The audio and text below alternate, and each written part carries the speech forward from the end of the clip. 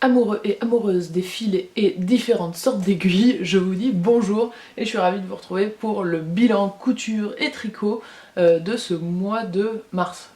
Alors je vais commencer par vous parler de mon challenge que je me suis fait il y a un petit mois maintenant. Pour si vous n'avez pas suivi, en gros je m'étais dit que j'allais me faire une tenue complète en un week-end. Couture et puis tricot plus que le week-end bien évidemment, et j'avais préparé une jupe culotte, un top qui allait avec, et un pull. J'ai fait deux vidéos, une vidéo du premier week-end où je l'ai fait, où j'ai pas du tout réussi à finir, et du week-end suivant où j'ai essayé de finir et c'était pas encore réussi mais c'était déjà un peu mieux. Donc je vous mets les deux en barre d'infos, comme ça si vous savez pas de quoi je parle vous allez voir ça et vous allez comprendre mieux la suite. Donc où en sommes-nous un mois plus tard? Pour la jupe culotte, j'ai tout défait, donc c'est la jupe culotte Ubu de chez Pretty Mercery. J'ai tout défait, donc j'ai les pièces qui sont là, qui sont toutes décousues, toutes séparées. Et je vais recomparer la taille des pièces par rapport au patron papier, parce que je pense que j'ai fait des trucs pas bien. Et pour le zip, au lieu de le faire derrière, au niveau des fesses, je vais le faire sur le côté. Ça me permettra de le faire plus long, donc de pouvoir passer mes fesses dans la jupe culotte. Je pense que ça va être moins compliqué pour moi de gérer les plis et tout ça. Ça fait donc un petit moment qu'il est découpé, ça fait au moins 15 jours. Je vous avoue que j'étais là, il faudrait que je le fasse pour pouvoir leur en parler dans la vidéo, etc. Et puis en fait, vous entendez peut-être, je suis encore un tout petit peu malade, j'étais malade il y a 3 semaines donc ça me saoule un petit peu. Et j'étais un peu fatiguée ce week-end et donc hier j'ai rien fait et ça m'a fait trop du bien. Vous m'avez dit te mets pas la pression et tout et j'étais ils ont raison, faut pas que je me mette la pression. J'ai toujours envie de le faire, j'abandonne pas du tout mais juste je me donne un petit peu plus de temps parce que on n'est pas à 2 jours près. Je vous avoue que j'ai pensé par souci de facilité à passer en format jupe pour cette jupe culotte. C'est-à-dire garder, j'adore la ceinture très haute et la forme de la ceinture, garder la ceinture et les 4 pans qui forment la jupe culotte, les couper droit pour faire une jupe droite. Je pense que ce serait beaucoup plus facile pour moi et il y aurait beaucoup moins de trucs techniques à gérer. Je vous avoue, je pense que si j'y arrive pas la prochaine fois que je m'y mets à faire la jupe culotte, c'est ce que je ferai. Mais je ne veux pas abandonner tout de suite, je me donne encore un essai et on verra après ce que ça donne. Ensuite, le top leaf, ça c'était le seul élément que j'avais terminé déjà la dernière fois. Donc toujours pareil, je suis très contente de ce top, je le trouve très joli, j'adore sa forme, je l'ai trouvé facile à faire. Et enfin, le dernier que je voulais me faire pour cette tenue là, c'était un pull fil d'art, un petit sweat un petit peu court. Alors là, pour le pull fil d'art, j'en suis... hop, il est là. Je sais pas si vous vous souvenez, je vous montre la partie dos qui était bicolore la dernière fois que je vous l'ai montré, et là vous voyez qu'elle est toute blanche. Donc j'ai bien fait, je n'ai pas tout détricoté et vraiment merci la sagesse de m'être dit je vais essayer de le laver avant et puis on verra bien. En fait je l'ai passé dans un... j'ai vérifié, c'est une laine... c'est pas de la laine donc on peut le laver. Je l'ai mis, je l'ai fait tremper dans un truc un peu blanchissant, vous savez quand il y a des taches un peu incrustées. Donc je l'ai fait tremper plusieurs heures. Ensuite, je l'ai mis dans un filet pour protéger un petit peu la laine et je l'ai passé à la machine. Pas spécialement ni chaud ni rien du tout, un truc assez doux. Et en vrai, honnêtement, on voit plus rien du tout non plus. Donc j'en suis là. J'ai le devant et le dos. Hop, vous voyez. Là c'est le devant, là c'est le dos. Mettre un peu plus foncé pour que vous voyez. J'ai le devant et le dos qui sont prêts. Je les ai pas encore assemblés parce que j'attends d'avoir les manches pour être sûre de la taille. Et alors je sais pas si vous allez voir, j'ai décidé... parce que là j'ai fait une erreur en fait sur le devant, en bas, je me suis trompée sur un rang et du coup ça a fait un creux. En fait c'est du point jersey envers, donc ça veut dire que l'envers des mailles est là, pour tout. Et là j'avais fait un rang à l'endroit et du coup ça a fait un petit creux. Et je me suis dit bah tiens je vais jouer dessus au lieu de tout défaire parce qu'avec cette laine qui est en petit filet, franchement défaire des mailles c'est super chaud. Donc au lieu de tout défaire, j'ai fait quelques rangs à l'endroit et puis je suis repartie à l'envers et je me suis dit tiens ça fait une rayure, c'est pas mal. Et du coup je me suis dit pour montrer que c'est encore plus fait exprès que fait exprès, j'ai refait ce petit système de rayures en haut. Et donc alors ça fait pas une marinière mais ça fait des rayures mais en texture, pas du tout en couleur. Et je trouve ça hyper joli. Et donc dernière chose, le fil c'est le fil douce, donc vous voyez que c'est des petits... il y a un petit fil un peu solide comme un fil de couture très épais. Et ensuite c'est comme des petits poils qui vont autour. Alors ça, très honnêtement, à tricoter, bon c'est pas spécialement compliqué. En revanche, comme je vous disais, si vous avez fait une erreur ou qu'il faut défaire des mailles ou savoir si on est à l'endroit ou à l'envers, s'il n'y a pas l'idée de la texture, c'est hyper chaud. Vraiment, moi je faisais tout au toucher. À un moment j'ai en tournant mes aiguilles, j'ai fait descendre une maille et pour la retrouver, j'ai paniqué quoi, c'était un peu l'angoisse. En revanche, elle a l'avantage de son inconvénient, c'est-à-dire que là par exemple, je pense que vous n'allez pas le voir du tout, mais j'ai fait sauter une maille et du coup il y avait un trou et j'ai pas réussi à la rattraper.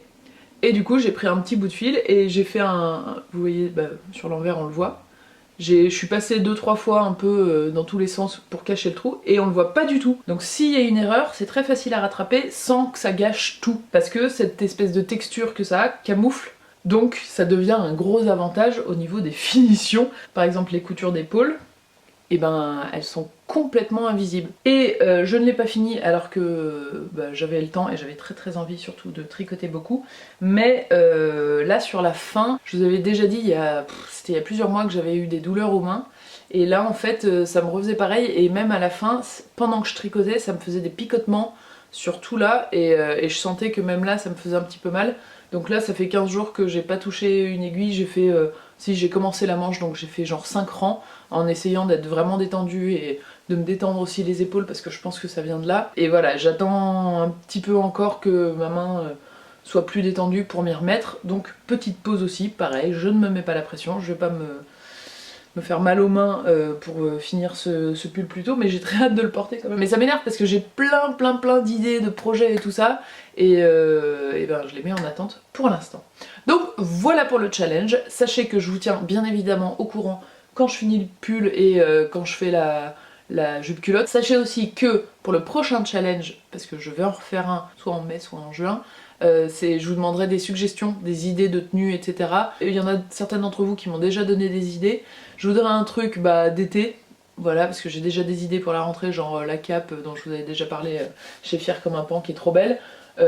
J'ai vu un snood trop joli aussi et tout, mais j'étais on va pas tricoter un snood en juin quoi, c'est pas cool. Ensuite, on va passer aux autres choses autre challenge. Alors la première chose c'est de la couture, c'est une marque qui s'appelle Sophie Denis qui m'avait contacté il y a un petit moment et j'ai oublié de vous en parler dans mon dernier bilan couture donc je suis désolée, pour savoir si je voulais tester un de leurs modèles. À l'époque il y avait 2 modèles sur le site, maintenant il me semble qu'il y en a 3 et j'ai choisi la blouse qui s'appelle Michaela.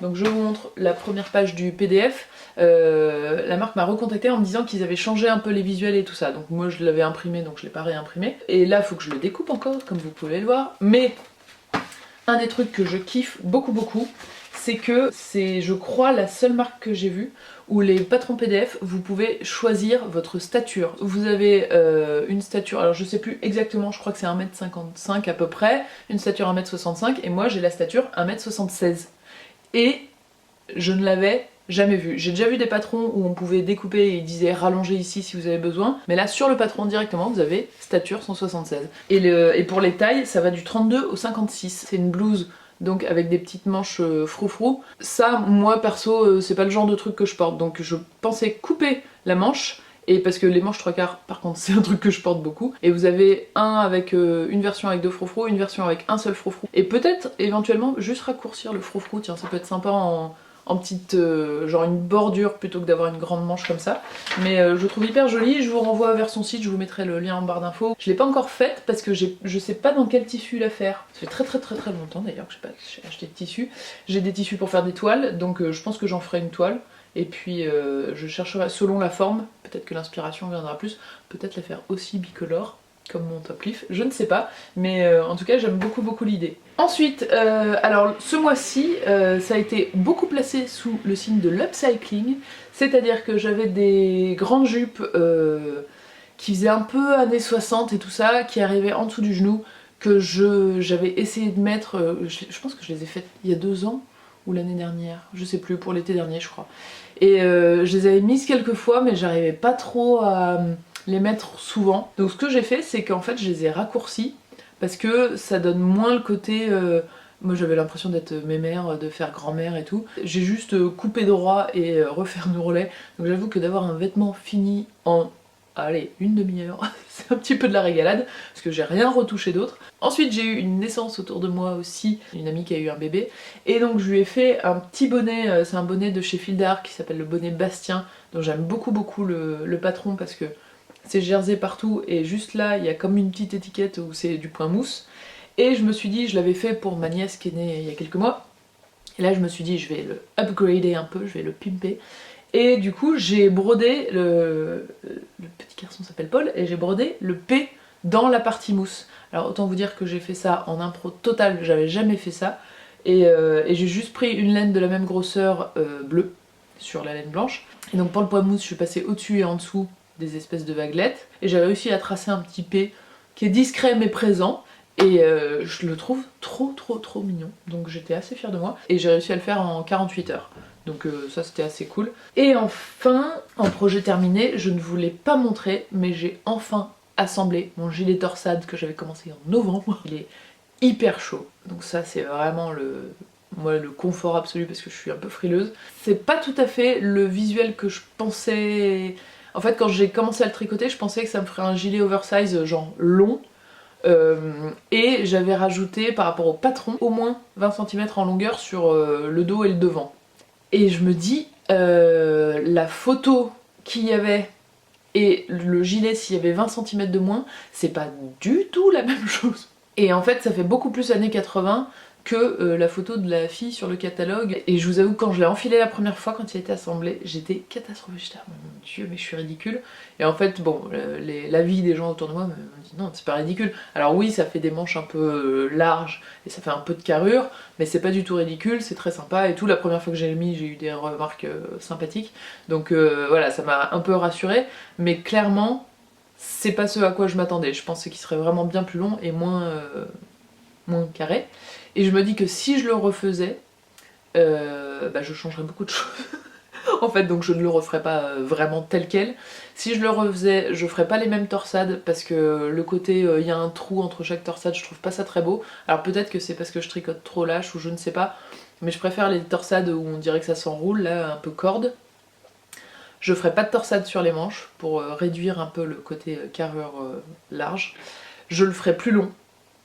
Et surtout, j'ai appris depuis, pour changer les pelotes, on ne change pas la pelote, genre là c'est ouvert devant, on change pas la pelote là, parce que ça va se voir comme le néon au milieu de la figure, on change plutôt de pelote là, parce que 1, il y a une couture, 2, la moitié du temps ça se trouve en dessous du bras, donc c'est beaucoup moins visible, et là j'ai fait un changement de pelote devant, et c'était un peu la boulette, j'y ai pas pensé tout de suite et j'ai appris après. Et depuis j'ai aussi appris à changer de pelote de façon plus discrète. Mais en tout cas il est très portable, il est très chaud, il est très agréable. On voit la différence de côte entre le dos et le devant. Je sais pas du tout ce que j'ai fait, mais c'est pas du tout aligné comme ça. C'est genre, il y en a une c'est la moitié de l'autre, je ne sais pas pourquoi. La laine rapido de chez Fildar était très agréable à tricoter. Ça va assez vite, c'est des aiguilles du 7 donc on sent qu'on avance bien. Au final c'est pas ce que je pensais avoir et je suis quand même assez satisfaite du résultat. Le truc c'est que quand même, juste précision, quand on tricote des trucs avec une laine un peu épaisse comme ça fait un volume quand on le range dans son placard, quand on le plie. Franchement, moi ça me prend presque un rayon entier. Donc quand on se tricote des trucs un peu épais, il faut prévoir le rangement adapté ou faire du tri dans ses affaires, je sais pas, mais voilà. Et enfin la dernière chose, alors là je ne parle plus de projet, je vais vous raconter un peu ma life, c'est que je me suis souvenue, et j'y avais pas pensé du tout, mais il y a au moins 10 ans, c'était en 2006, donc même plus de 10 ans, je m'étais mise au tricot. Et c'est marrant, j'y ai pas repensé là depuis que je m'y suis remise il y a presque un an. Enfin que je m'y suis mise vraiment parce qu'on peut pas dire que je m'y étais mise. Quand j'étais toute petite, j'avais appris le point mousse. Et je m'étais remise au tricot en me disant vas-y cette année, tous mes cadeaux de Noël, je les fais main. Et j'avais fait des écharpes à tout le monde, hein, très clairement. Des petites, des grandes, des longues, des machins, c'était un peu boring mais c'est pas grave. Et je n'avais fait que du point mousse. Pour les changements de couleur, j'avais fait un nœud. Pour les changements de pelote, j'avais fait un nœud. Et en fait, je me suis dit, c'est quand même magique parce que à l'époque, eh bien, il n'y avait pas YouTube. YouTube n'existait pas. Il n'y avait pas tellement les blogs et tout ça. Enfin, en tout cas, moi, à ma connaissance, j'en lisais pas du tout. Et vraiment, ça, si vous voulez, si vous aviez pas quelqu'un autour de vous qui s'y connaissait, eh ben, c'était hyper dur de s'améliorer en tricot. Moi j'avais personne autour de moi qui... Enfin j'ai toujours personne autour de moi qui tricote d'ailleurs. Je trouve qu'en visuel, les livres ou les magazines que j'ai pu voir depuis que je m'y suis mis, c'est hyper chaud. Franchement, même d'expliquer, je sais pas, le montage de mailles ou une diminution, vous voyez une vidéo de 4 minutes, et ben vous passez 1 heure sur un bouquin, la vidéo c'est beaucoup plus facile de comprendre en fait. Parce que les dessins de mailles et tout ça, moi la représentation dans l'espace franchement je suis hyper chaud et j'ai beaucoup de mal avec les explications papier quoi. Et du coup je voulais dire merci au tuto YouTube tricot, à toutes celles qui font des vidéos d'hyper bonne qualité, des vidéos très courtes, très ciblées, genre le surjet simple, je savais pas ce que c'était, et l'autre jour j'ai tapé surjet simple dans YouTube, je suis tombée sur 10 vidéos où on vous montre pile un surjet simple. Alors il y en a qui font 20 minutes pour vous montrer un truc de 2 minutes, il y en a où ça parle beaucoup, il y en a où c'est un peu flou, il y en a où c'est mal filmé, etc.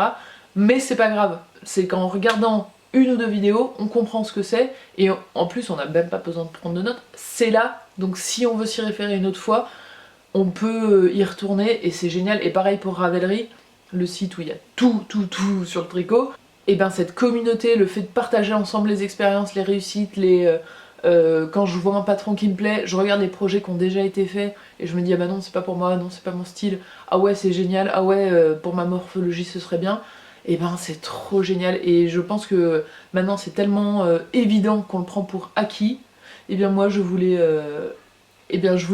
souligner ça parce que s'il y a 10 ans il y avait eu ça, et ben aujourd'hui ça ferait sans doute 10 ans que je ferais des trucs de dingue en tricot et c'est pas du tout le cas. Et donc voilà, je trouve ça hyper cool, hyper utile, hyper précieux quand on est un tout petit peu curieux et qu'on commence à comprendre comment ça fonctionne, de chercher ce qu'on veut. C'est une telle mine d'or que c'est trop génial, et je vous avoue que ça motive aussi pour vous faire des vidéos sur des points très précis, très techniques. Après j'avoue quand il y a 15 vidéos hyper bien faites, je me dis je vais pas moi aussi en faire une, c'est pas forcément très pertinent. Mais en même temps chacun a sa façon d'expliquer différente, et il y a des choses qu'on comprend expliquer d'une certaine façon et qu'on comprend pas expliquer d'une autre façon. Chacun a sa méthode, et donc voilà, s'il y a des points techniques que vous aimeriez que je vous montre, ou que des vidéos que je voudrais que je partage, etc. Dites-le moi dans les commentaires, j'essaierai de vous faire un petit récap. Ça peut être aussi une idée de vidéo, genre les 10 vidéos techniques les plus utiles, ou tiens, je viens d'avoir l'idée et je pense que ça peut être pas mal. Ah, dernière chose, alors j'ai oublié le nom de la chaîne mais je vous le mettrai en barre d'infos, j'ai vu une vidéo assez cool, alors c'est un peu long et très précis mais j'ai trouvé l'idée très bonne. C'était quoi faire avec ces chutes de laine. Je pense que la nana qui fait ça tricote depuis longtemps et s'y connaît hyper bien parce qu'elle était hyper précise, il y a plein de choses qu'elle a dit que j'ai pas trop compris, mais voilà, c'est des modèles pas forcément très faciles, mais elle donne plein de projets, du plus simple à des trucs assez compliqués, pour récupérer les chutes de laine, les petits bouts de... Alors c'est en grammage a priori, moi je savais pas que ça se comptait en grammage la laine qui reste, qu'il faut à chaque fois qu'il reste un projet peser ce qu'on a et tout ça, enfin bon bref, ça c'est... je pense que c'est quand on est à un niveau de tricot au-dessus du mien, mais du coup j'ai repéré un snood qui est trop beau, le patron est gratuit en plus, donc je l'ai téléchargé direct, et c'est un projet où ça tricote en rond, et je me dis que ça a l'air assez simple entre guillemets pour être un premier projet de tricotage en rond, donc je pense que je le ferai. Je vous mettrai aussi le truc du snood, et c'était un patron que je voulais essayer d'imaginer. Vous savez, c'est une sorte d'écharpe, mais devant ça continue et derrière ça continue, parce que moi, attention, mon gros toc, c'est que l'hiver quand je mets une écharpe et que j'ai un col rond, là, le petit millimètre où l'air s'engouffre, ça me saoule de ouf. Et du coup d'avoir une écharpe, je voulais me faire une écharpe en fait qui descende un peu devant et derrière pour ne pas avoir ce problème de millimètres au froid. Et ce truc là répond à ce besoin que j'ai. Donc je pense que je me le ferai, pas tout de suite, mais c'est l'idée du snood que j'avais pour la rentrée, pour mon prochain challenge. Voilà, je m'arrête là-dessus. J'espère que ça a pu vous intéresser, je vous fais des gros bisous, n'hésitez pas à me dire les projets que vous avez fait, ceux que vous voulez vous faire, les tissus qui vous ont plu, les laines, les trucs, les machins, est-ce que vous avez mal aux mains, est-ce que vous avez pas mal aux mains, est-ce que vous allez bien, et je l'espère. Je vous embrasse fort et je vous dis à lundi prochain, 8h pétantes, ciao.